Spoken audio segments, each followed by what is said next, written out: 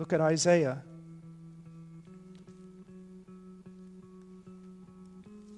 (64:6).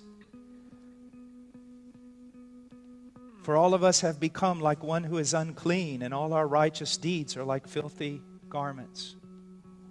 Isn't it true? And it is amazing.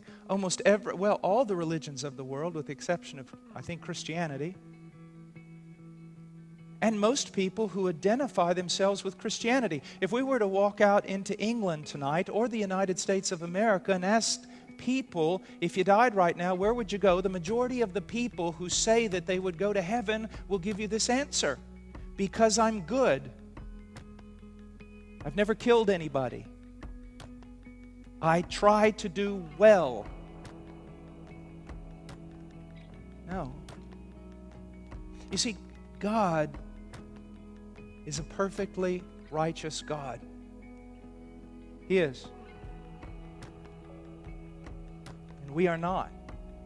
I was sharing this morning something I'll share with you right now. Do you know what man's greatest problem is? I'll tell you. God is love. You say, what? Man's greatest problem is that God is good. How can that be? Well, let me ask you a question. Does a criminal fear a corrupt judge? No. He can buy him off. The corrupt judge is just like the criminal. They can work together even. A criminal does not fear a corrupt judge. A criminal fears a good one. Our greatest problem is that God is good because we are not.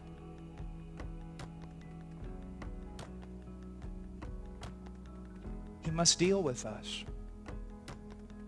Isn't it amazing? Sometimes when I'm on a university campus, I'll try to, well, maybe I shouldn't tell all my tricks, but what I will do is this. I'll talk about God's lordship over the people I'm preaching to.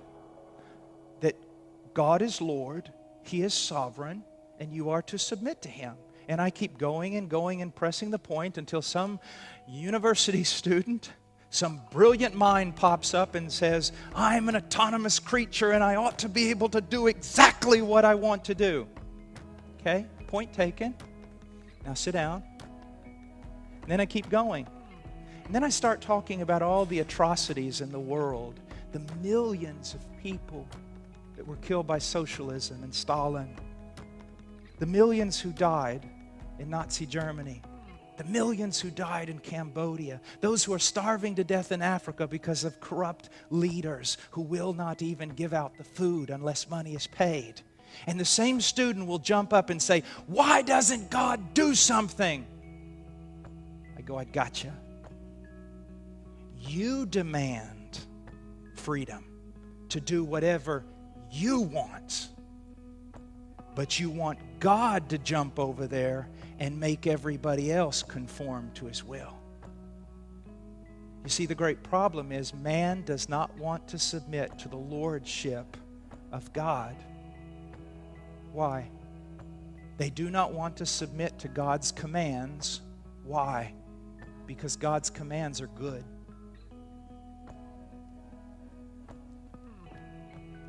Let me ask you, what's so wrong about honor your father and your mother?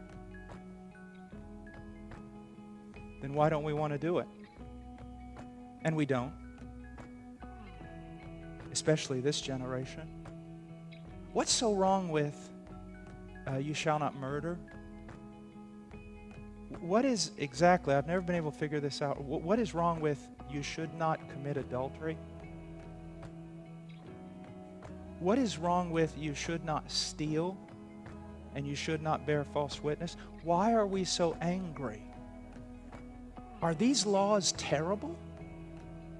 Or are they good? They're good. Then why do we not want to obey them? Because we're not.